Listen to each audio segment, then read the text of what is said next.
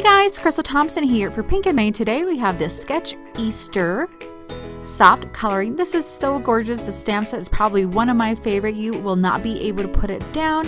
And of course, this scream for soft coloring and a very basic background. Let's get started. We're going to begin with the Sketch Easter stamp set, and I have stamped and colored my little images with watercolor markers.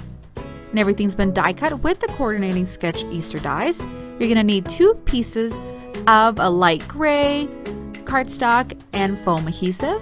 You also need Distress Oxides in Victorian Velvet and a sea salt or a very light gray foam adhesive and some sequins. Let's begin by stamping the florals from the Sketch Easter on the corners of our cardstock. I'm only going to be doing on the top of the right and bottom left and leaving 2 of the other corners unstamped, but using the florals and some of the mixed bouquet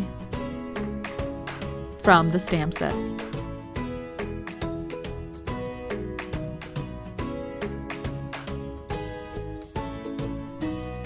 With the Victorian Velvet, I actually have a piece of white cardstock on the side, and I'm going to clean off my brush because I don't want it to be a heavy blending. I just want it very light, add some of that pink color into the gray.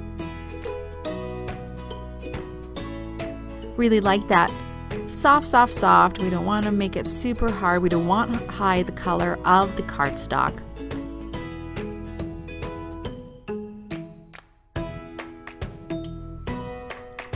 Okay, now we're going to assemble our card. On our card base, which was the same color as that gray, it's going to be our main mat. We're going to place a one-sided foam adhesive. You can use sticky tape, you use whatever you like. I'm just using my single-sided adhesive.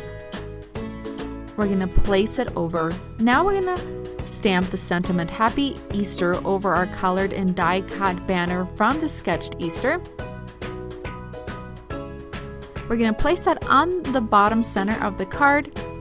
Put a little pieces of foam adhesive on our little lamb and on the bunny. I didn't leave enough room, so I'm going to have to bring it just a tad lower. Add the little bunny on the side, cut more adhesive.